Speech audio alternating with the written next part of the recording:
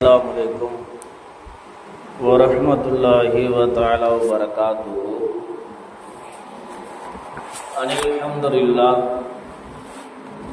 अनिल्हम्दुलिल्लाहि रब्बिल आलमीन वल आक़िबतु लिल मुत्तक़ीन वस्सलातु वस्सलामु अला अशरफिल मुरसलीन व अला आलिहि व सहबिहि अजमईन अम्मा बाद। फ़क़द क़ाला अल्लाहु तबारक व तआला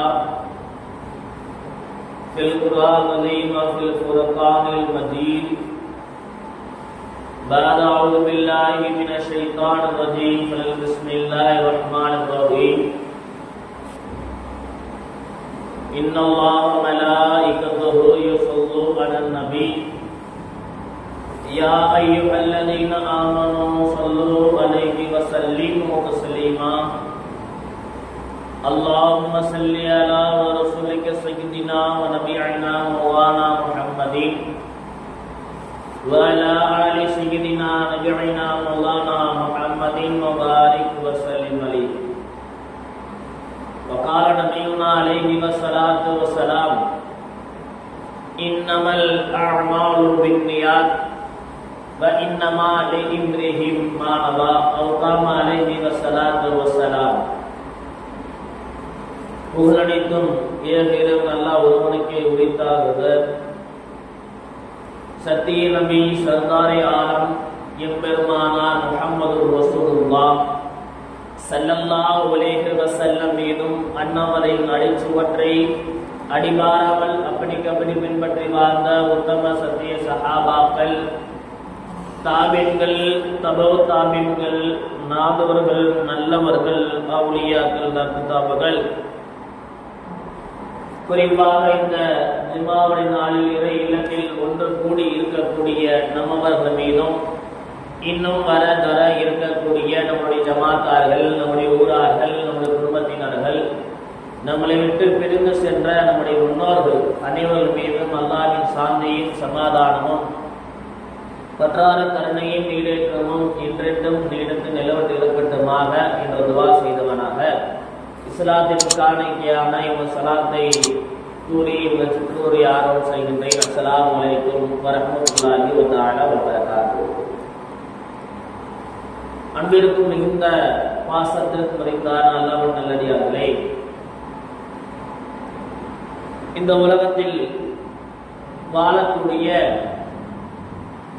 அனைத்து மக்களும் அவருடைய எண்ணங்கள் எல்லாம் எதை நோக்கி இருக்கிறது என்று சொன்னால், இந்த காலத்தில் பிறந்து விட்டோம், வாழ்ந்து கொண்டிருக்கின்றோம், நம்மளுடைய வாழ்க்கை செழிப்பாக இருக்க வேண்டும், நம்மவர்கள் வாழ்க்கை எந்த ஒரு கஷ்டமும் எந்த ஒரு சிரமமும் இல்லாமல் அழகான முறையிலே அற்புதமான முறையிலே வசதி இருந்தாலும் சரி வசதி இல்லாட்டியும் சரி இருப்பதை வைத்து நிம்மதியாக சந்தோஷமாக வாழ வேண்டும் என்று இந்த உலகத்திற்கு கூடிய எல்லா மக்களும் நினைத்து கொண்டிருக்கின்றோம். அப்படி நினைத்து கொண்டிருக்கக்கூடிய நேரத்தில் சில பல துன்பங்கள், சோதனைகள், கவலைகள், துக்கங்கள் எல்லாம் மனிதனுக்கு தன்னுடைய வாழ்விலே வந்து கொண்டு சென்று கொண்டே இருக்கிறது. இதற்கெல்லாம் காரணம் என்ன என்று பார்க்கக்கூடிய நேரத்திலே ஏராளமான ஹதீஸ்களில் நமக்கு தெரிய வரக்கூடிய ஒரு விஷயம், ஒரு மனிதன் செய்யக்கூடிய பாவங்களின் காரணமாக அவனுக்கு சோதனைகள், வேதனைகள், தண்டனைகள் அவனுக்கு இந்த உலகத்தில் கொடுக்கப்படுகிறது என்று நமக்கு ஹதீஸ் ரீதியாக தெரிய வருகிறது. யோசித்து பாருங்கள், 2-3 நாட்களுக்கு முன்னால் கேரளாவில் உள்ள வயநாட்டில் எவ்வளவு பெரிய சூழ்நிலை ஏற்பட்டது. கிட்டத்தட்ட 3 கிராமங்கள், 500க்கும் மேற்பட்ட வீடுகள் மண் சரிவினால் அழிந்து மண்ணுக்குள் புதைந்து கிடக்கக்கூடிய ஒரு சூழ்நிலையில் பார்த்து கொண்டிருக்கின்றோம். இன்றைய நிலவுப்படி கிட்டத்தட்ட 200க்கு மேற்பட்ட நபர்கள் இறந்து விட்டார்கள், இறந்து அவர்களை எடுக்கப்பட்டு இருக்கிறது. இன்னும் தேடிக்கொண்டிருக்கின்றார்கள். இன்னும் எத்தனை நபர்கள் அந்த மண்ணுக்குள் புதைந்து கிடைக்கின்றார்கள் என்று தெரியாமல் தேடிக்கொண்டே இருக்கின்றார்கள். இதற்கெல்லாம் என்ன காரணம்? சூறாவளி வருகிறது, புயல் வருகிறது, காற்று வருகிறது, எல்லாம் வருகிறது. இதற்கெல்லாம் காரணம் என்ன? என்ன? ஒரு பக்கம் பார்த்தால் இது இயற்கை, நாம் சொல்லக்கூடிய வார்த்தை ஒரு பக்கம் பார்த்தால் இது இயற்கை. இயற்கையுடைய காலம் வரும், மழை காலம் வரும், மழை அதிகமாக இருக்கும். காற்று காலம் வரும், காற்று அதிகமாக இருக்கும். வெயில் காலம் வரும், வெயில் அதிகமாக இருக்கும். இப்படியாக அந்த காலத்தின் மீது பழியை சொல்லி நாம் தப்பித்து விடுகின்றோம். சூறாவளி காற்று வருகிறது, நமக்கு தெரியும் 2018-19 கஜா புயல் வந்தது. காரணம் நாம் சொல்லக்கூடிய காரணம் அது இயற்கை, அது ஒரு இயற்கை. அது கடலில் ஏற்பட்ட ஒரு அலையின் காரணமாக, கடலில் ஏற்பட்ட ஒரு சீற்றத்தின் காரணமாக அந்த காற்று அதிகமாக வீசியதால் மக்களுக்கு பாதிப்பு ஏற்பட்டது ஒரு காரணம். ஆனால் இந்த இஸ்லாத்தின் ரீதியாக எடுத்து பார்க்கக்கூடிய நேரத்திலே நம்முடைய இஸ்லாமிய வரலாற்றிலே நமக்கு சொல்லி காட்டினார்கள், நல்லது கெட்டது உங்களுக்கு எது நடந்தாலும் இயற்கை விட அது அல்லாதான் உங்களுக்கு கொடுக்கின்றான் என்ற ஒரு நியத்து உங்களுக்கு வர வேண்டும். ஏனென்று சொன்னால், ஒரு மூமின் தன்னுடைய வாழ்நாளில் அவன் முதல் பிறந்தது, அவன் பிறந்த உடனே அவன் ஈமான் கொள்ளக்கூடிய ஒரு விஷயம், ஆமன்து பில்லாஹி வ மலாயிகத்திஹி வ குதுபிஹி வ ரசூலிஹி வல் யௌமில் ஆஹிரி வ கைரிஹி வ ஷர்ரிஹி. அல்லாஹ்வை கொண்டு ஈமான் கொண்டேன், நபிமார்களை கொண்டு ஈமான் கொண்டேன், ஈமான் அதாவது கிதாபுகளை கொண்டு ஈமான் கொண்டேன், நல்லது தீங்கது அல்லாஹ்வை கொண்டு நடக்கிறது கொண்டு ஈமான் கொண்டேன். இன்னும் மேலாக மரணத்துக்கு பின்னால் ஒரு வாழ்க்கை இருக்கிறது, அதை கொண்டு நான் ஈமான் கொண்டேன். மனிதன் ஈமான் கொள்ள வேண்டும். இதில் முக்கியமான விஷயம் நாம் பார்க்கக்கூடிய நேரத்திலே கைரிஹி வ ஷர்ரிஹி, நல்லதும் கெட்டதும் அல்லாஹ்வுடைய புறத்திலிருந்து வருகிறது. யோசித்து பாருங்கள், ஏன் அல்லாஹ்வின் புறத்திலிருந்து ஒரு கடவுள், ஒரு இறைவன் ஒரு மனித சமுதாயத்தை படைத்து விட்டான்? கொஞ்சம் யோசித்து பாருங்கள். ஒரு இறைவன் மனித சமுதாயத்தை படைத்து விட்டான். மனித சமுதாயத்தை படைத்தவன் எல்லா நாட்களிலும், எல்லா நேரத்திலும், எல்லா சூழ்நிலையிலும் அந்த மனிதனுக்கு கஷ்டத்தை கொடுக்கக்கூடிய காரணம் என்ன? ஒரு மனிதன் ஒரு இறைவன் ஒரு மனிதனை படைத்து விட்டு அவன் நல்லபடியாக வாழ வேண்டும், அவனுடைய சந்ததிகள் பெருக வேண்டும், அந்த சந்ததிகள் நல்லபடியாக வாழ வேண்டும், இறைவனை வணங்க வேண்டும் என்று ஒரு இறைவன் ஆசைப்படக்கூடிய இறைவன், அதன்படியாக மக்களை நடத்தி கொண்டிருக்கக்கூடிய ஒரு இறைவன் ஏன் இந்த மக்களுக்கு சோதனை அதிகமாக கொடுக்கின்றான், வேதனை அதிகமாக கொடுக்கின்றான்? சிந்தித்து பாருங்கள். அந்த கேரளாவில் உள்ள வயநாடு மக்கள் என்ன செய்தார்கள்?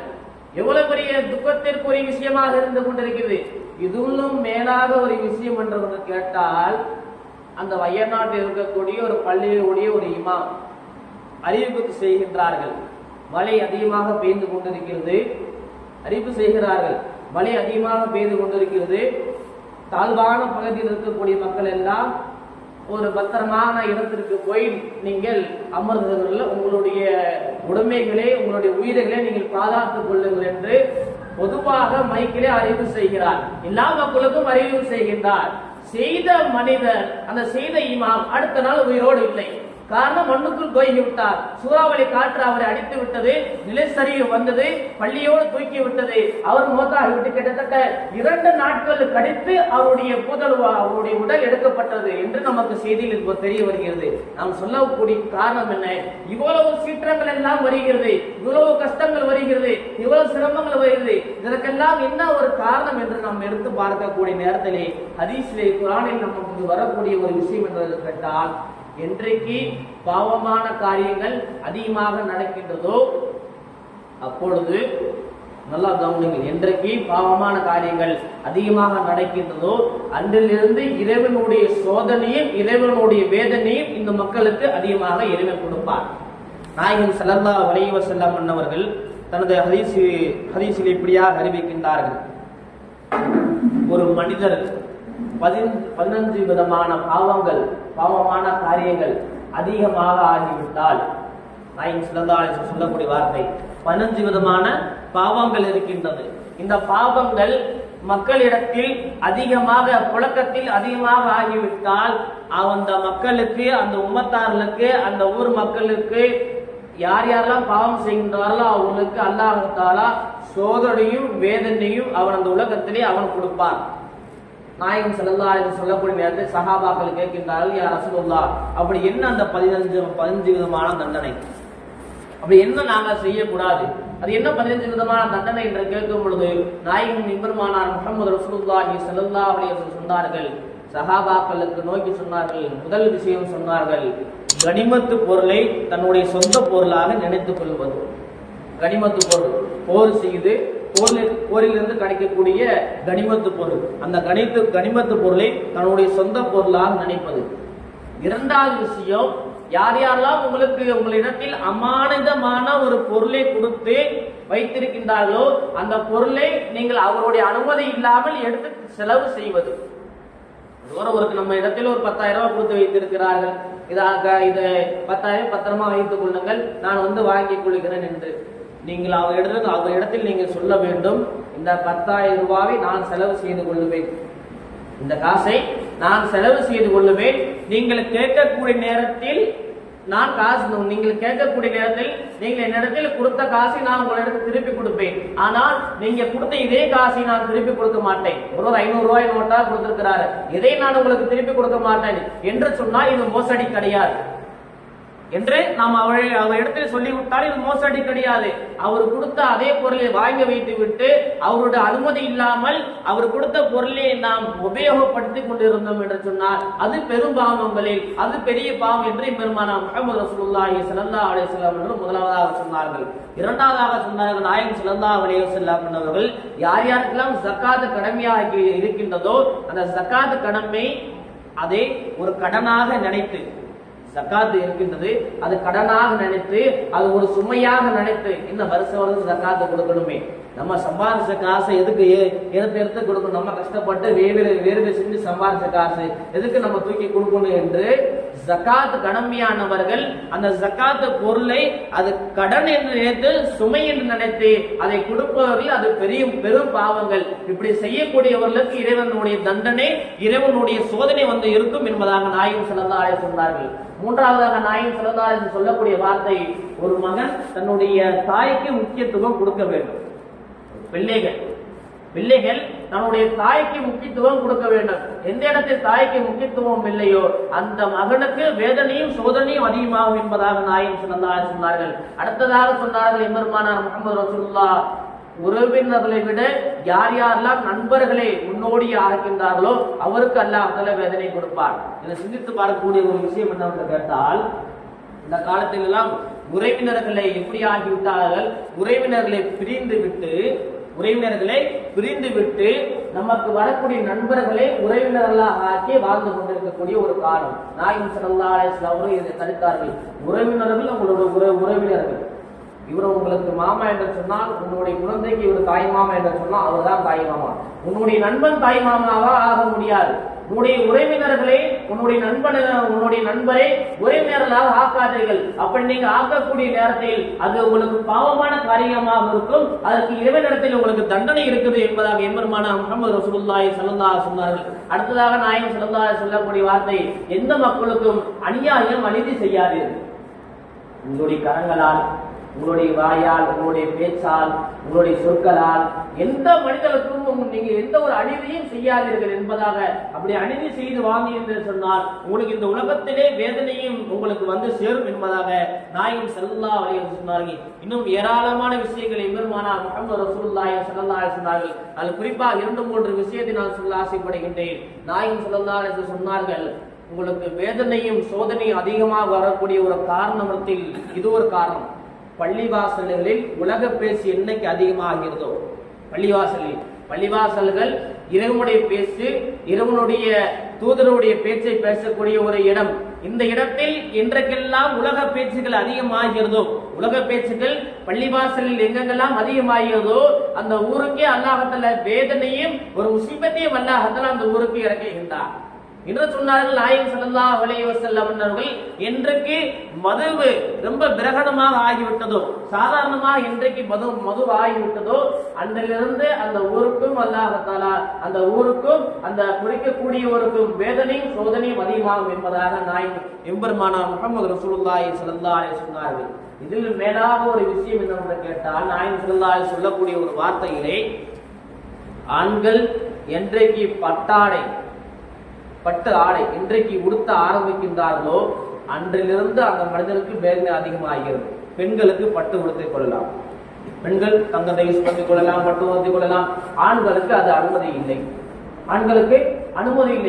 ஏன் ஆண்களுக்கு அனுமதி இல்லை? யோசித்து பாருங்கள். ஒரு பட்டு வேட்டி கட்டுகின்றான் ஒரு மனிதன், அல்லது பட்டு சட்டை போட்டுகின்றான் சொன்னால் அவன் இதை போட்டது காரணமாக அவனுக்கு ஒரு கௌரவம் வந்துவிடும். நான் தான் பெரியார் என்று சொல்லக்கூடிய ஒரு தன்மை அவனுடைய உடம்புக்குள் வந்துவிடும். ஆனால் அவர் ரொம்ப ஏழையாக இருப்பார். அவன் நல்லா பட்டு வேட்டி கட்டுவான், பட்டு சட்டை போட்டு விட்டு இவன் மிகப்பெரிய ஆள் என்று இவன் நினைத்துக் கொள்ளுவான். அதனால் நாயகம் ஸல்லல்லாஹு அலைஹி சொன்னார்கள், என்றைக்கு பட்டு ஆடை ஒரு மனிதன் உடுத்துகின்றானோ அன்றிலிருந்து இவன் செய்யக்கூடிய எல்லா விஷயங்களும் அல்லாஹ் தஆலா சோதனையும் வேதனை இறக்குகின்றான் என்பதாக எம்பெருமானா முஹம்மது ரசூலுல்லாஹி ஸல்லல்லாஹு அலைஹி சொன்னார்கள். நாம் சொல்ல வரக்கூடிய காரணம் என்ன?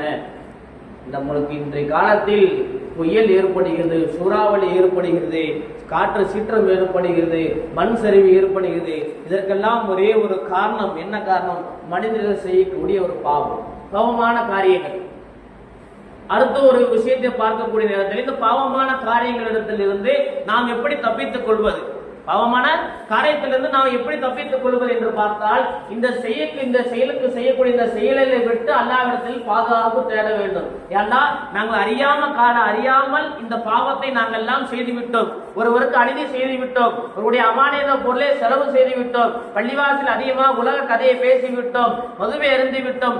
நாம் என்னென்ன பாவங்கள் எல்லாம் சொன்னோமோ அந்த பாவத்தெல்லாம் நினைத்து அல்லாஹ்விடத்தில் தௌபா செய்ய வேண்டும், அல்லாஹ்விடத்தில் பாவ மன்னிப்பு கேட்க வேண்டும் என்பதாக எம்பெருமானா முஹம்மது ரசூலுல்லாஹி ஸல்லல்லாஹு அலைஹி வஸல்லம் உடைய சொல்லாக இருக்கிறது. சற்று விளங்கி பார்க்க வேண்டும். ஒரு ஹதீஸை சொல்லிவிட்டு நிறைவு செய்கின்றேன். இப்போ இந்த கேரளா மக்கள் வயநாட்டிலே பாதிக்கப்பட்டு இருக்கின்றார்கள். நம்மளால் அவர்களுக்கு என்ன உதவி செய்ய வேண்டும்? அபூபக்கர் ரலியல்லாஹு தஆலா அவருடைய ஆட்சி காலம் சுருக்கமாக சொல்லி நிறைவு செய்கின்றேன். அவருடைய ஆட்சி காலம் மிக மிக விரும்ப பஞ்சத்துக்கு ஏற்பட்ட ஒரு சூழ்நிலை. குடிப்பதற்கு தண்ணி இல்லை, சாப்பிடுவதற்கு உணவில்லை, மழை இறங்கவில்லை, காற்று அடிக்கவில்லை, வெயில் அதிகமாக இருக்கிறது, பூமி எல்லாம் காஞ்சு போய்விட்டது, தண்ணீர் இல்லை, எதுவுமே இல்லை. எல்லா மக்களும் அபூபக்கர் ரலியல்லாஹு தஆலா அவருடைய வீட்டு வாசல் முன்னால் வந்து நிற்கின்றார்கள். அபூபக்கர் ரலியல்லாஹு யாரு? இருந்த ஜனாதிபதியுடைய வீட்டில் முன்னால் வந்து நிற்கின்றார்கள். எங்களுக்கு சாப்பிடுவதற்கு உணவில்லை, குடிப்பதற்கு தண்ணீர் இல்லை, ஏதாவது ஒன்று செய்யுங்கள் அபூல் முஃமினீனே என்று சொல்லி நிற்கின்றார்கள். ஒவ்வொரு நாளும் சமாதானப்படுத்தி அனுப்புகின்றார்கள். அபூபக்கர் ரலியல்லாஹு என்ன சொல்லி அனுப்புகின்றார்கள்? ஒவ்வொரு நாளும் சமாதானப்படுத்தி அனுப்புகின்றார்கள். நமக்கு நல்ல காலம் ஒன்று வரும், அல்லாஹ் தஆலா நமக்கு நல்ல காலத்தை கொடுப்பார், நீங்க செல்லுங்கள் என்று. இப்படியாக சென்று கொண்டிருக்கக்கூடிய நேரத்திலே வரலாறு கவனிங்கள். இப்படியாக ரயிலையும் தினந்தோறும் வருகின்றார்கள் ஊர் மக்கள். அபூபக்கர் ரலியல்லாஹு தஆலாவுடைய வீட்டிலே கேட்கின்றார்கள். அவர்கள் இப்படியாக ஒரு பதில் சொல்ல திரும்ப சென்று விடுகிறார்கள். இப்படியாக நடந்து கொண்டிருக்கக்கூடிய நேரத்திலே ஒரு நாள் ஒன்று வருகிறது. அந்த நாட்களில் மதீனா நகரெல்லாம் இருக்கக்கூடிய மண்ணெல்லாம் புழுதி ஏற்படி விடுகிறது. கீழே மண் இருக்கிறது, பாலைவன மண்ணு. ஒட்டகங்கள் ஓடி வருகிறது. ஒட்டகங்கள் ஓடி வரக்கூடிய இந்த மக்கள் பார்த்து விட்டார்கள், புழுதி ஏற்படுகிறது. அந்த ஒட்டகத்தில் யார் வருகிறார் என்று சொன்னால் உஸ்மான் ரலியல்லாஹு தஆலா அவர்கள். எங்கே சென்றார்கள் உஸ்மான் ரலியல்லாஹு தஆலா அவர்கள்? 6 மாதத்திற்கு முன்பதாக மதீனா நகரத்தை விட்டு வியாபாரத்துக்காக வெளியூர் சென்றார்கள் உஸ்மான் ரலியல்லாஹு. உஸ்மான் ரலியல்லாஹு அவர்கள் 6 மாதங்கள் கழித்து நேராக வருகின்றார்கள் மதீனா நகரத்திற்கு. மதீனா நகரத்துக்குள்ளே வந்தவுடன் அவர் கிட்டத்தட்ட 1000 ஒட்டகங்கள். எத்தனை ஒட்டகங்கள்? ஒரு ஒட்டகம் 2 ஒட்டகம் அல்ல, 1000 ஒட்டகங்கள். அந்த 1000 ஒட்டகத்துக்கு மேலேயும் சாப்பாட்டு உணவுப் பொருள் இருக்கிறது, தண்ணீர் இருக்கிறது, எல்லாம் இருக்கிறது. உஸ்மான் ரலியல்லாஹு தஆலா அவருடைய வீட்டுக்கு முன்னால் ஒரு ஒட்டகம். ஹதீஸ் ஷரீஃபிலே ஒரு இமாம் இப்படியாக கூறுவார்கள், உஸ்மான் ரலியல்லாஹு தஆலா அவர்கள் வாசலுக்கு முன்னால் ஒரு ஒட்டகம் நிற்கின்றது. 1000வது ஒட்டகம் எங்கே நிற்கிறது என்று சொன்னால் சாமுடைய நாட்டிற்கு முன்னால், சாம் என்று சொல்லக்கூடிய ஒரு நாடு, அந்த நாட்டிற்கு அந்த நுழைவாயிலில் அந்த ஒரு ஒட்டகம் இருக்கிறது என்று சொன்னா யோசித்து பாருங்கள். எவ்வளவு தூரம் ஒட்டகம் இருக்கிறது, எவ்வளவு ஜாமான் இருக்கிறது. மக்கள் எல்லாம் கூடிவிட்டார்கள் உஸ்மான் ரலியல்லாஹு தஆலா அவர்கள் வீட்டுக்கு முன்னால். கூடிவிட்டு கேட்கின்றார்கள். மக்கள் ஒரு பக்கம் இருக்கின்றார்கள், வியாபாரிகள் ஒரு பக்கம் இருக்கின்றார்கள். வியாபாரிகள் கேட்கின்றார்கள், உஸ்மானே, நீங்கள் சம்பாதித்து வந்திருக்கின்றீர்கள், அந்த பொருளை எங்களுக்கு கொடுங்கள். 1 திர்ஹம் என்று உதாரணமாக வைத்துக் கொள்ளலாம். ஒரு சோப்பு ஒன்று 1 திர்ஹம் என்று சொன்னால் அது நாங்கள் 2 திர்ஹமாக கொடுத்து நாங்கள் வாங்கிக் கொள்கின்றோம். வியாபாரி கேட்க உஸ்மான் ரலியல்லாஹு தஆலா சொன்னார்கள், இல்லை, இதை விட அதிகமாக ஒருவர் என்னிடத்தில் விலை பேசி விட்டார். திரும்ப அந்த உஸ்மான் ரலியல்லாஹு தஆலா அவர்கள் இடத்துல வியாபாரி கேட்கின்றார்கள், சரி அப்படியா, அந்த திருகத்து அந்த பொருளுடைய விலை ₹1 இருந்தால் நாங்கள் 2 ரூபாய் 3 ரூபாயா கொடுத்து வாங்கி விடுகின்றோம். அப்பையும் உஸ்மான் ரலியல்லாஹு சொன்னார்கள், இல்ல இதை விட அதிகமாக ஒருவர் என்னிடத்தில் விலை பேசி விட்டார். இப்படியாக ₹1 பொருளுக்கு ₹5 வரை ரேட்டு போகிறது. இப்படியா போகக்கூடிய நேரத்தில் ஊர் மக்கள் ஒரு இடத்துல கேட்கின்றார்கள், உஸ்மான் ரலியல்லாஹு அவர்களே, உங்களிடத்தில் அப்படி விலை பேசுவது யாரு? ஒரு வியாபாரியும் இருக்கின்றோம், ஊரை விட்டு வெளியே இருக்கக்கூடிய எல்லா வியாபாரியும் இங்கு இருக்கின்றோம், உங்களிடத்தில் விலை பேசியது யார் என்று கேட்டால் உஸ்மான் ரலியல்லாஹு சொன்னார்கள், என்னிடத்தில் விலை பேசியது அல்லாஹ். என்னிடத்தில் விலை பேசியது அல்லாஹ். என்ன விலை பேசினார், என்ன அல்லாஹ் என்னிடத்துல சொன்னான் என்று சொல்லக்கூடிய நேரத்தில் ஒரு குர்ஆன் ஆயத்தை ஓதி காட்டிவிட்டு அவர் சொன்னார்கள், என்றைக்கு ஒரு பொருளை தான தர்மமாக ₹1 நீங்க தான தர்மமாக கொடுக்கின்றீர்களோ அதற்கு 10 மடங்காக அல்லாஹ் உங்களுக்கு கூலியை கொடுக்கின்றார் என்பதாக என்னிடத்தில் குர்ஆனில் அல்லாஹ் பதிவு செய்து விட்டான். அதனால் நான் சம்பாதித்து வந்த பொருளை வியாபாரிக்கு நான் விற்க மாட்டேன். சொல்லக்கூடிய வார்த்தை, நான் சம்பாதித்து வந்த பொருளை வியாபாரிகளுக்கு நான் விற்க மாட்டேன். இங்கே நின்று கொண்டிருக்கக்கூடிய இந்த ஊர் மக்கள் பஞ்சத்தால் பட்டினியால் வாடிக்கொண்டிருக்கின்றார்கள், அவருக்கு இந்த பொருளை எல்லாத்தையும் எடுத்து நான் தானமாக கொடுக்க போகிறேன் என்பதாக சொல்லிவிட்டு தன்னிடத்தில் இருக்கக்கூடிய எல்லா பொருளை தானமாக ஊர் மக்களுக்கு கொடுத்து விட்டார்கள். நாம் சொல்லக்கூடிய ஒரு வார்த்தை ஒன்று கேட்டால், எந்த இடத்தில் ஒரு மனிதர்களை கஷ்டப்படுகின்றார்களோ அந்த இடத்தில் மோமினான ஒரு மனிதன் அந்த மனிதனுக்கு உதவி செய்ய வேண்டும். அது நம்முடைய முஸ்லிமானவர்களாக இருந்தாலும் சரி, மாற்று மத சகோதரர்களாக இருந்தாலும் சரி, ஒரு மனிதன் ஒரு இடத்திற்கு பண கஷ்டத்தை படுகின்றான் அல்லது ஏதோ ஒரு கஷ்டத்தை படுகிறான் என்று சொன்னால் நாம் அந்த மனிதருக்கு உதவி செய்ய வேண்டும் என்பதாக இந்த ஹதீஸிலிருந்து நமக்கு தெரிய வருகிறது. ஆக அன்புக்குரியவர்களே, இந்த காலத்தில் சூழ்நிலைகள் காரணமாக காற்று வருகிறது, புயல் வருகிறது, இதற்கெல்லாம் காரணம் என்னவென்று கேட்டால் நாம் செய்யக்கூடிய பாவமான காரியங்கள். அதை விட்டு பாவமான காரியங்களை விட்டு அல்லாஹ் தஆலா நம் நன்மையான காரியங்களை செய்யக்கூடிய பாக்கியத்தை வல்ல நாய் நம் அனைவருக்கு தந்தர் புரிவானாக. நம் ஆளுங்காலம் எல்லாம் லா இலாஹ இல்லல்லாஹ் முஹம்மது ரசூலுல்லாஹ் அந்த திருக்கலிமாவோடு அடிப்படையில் வாழ்ந்து மன்னிக்கூடிய பாக்கியத்தை வல்ல நாய் நம் அனைவருக்கு தந்தர் புரிவானாக.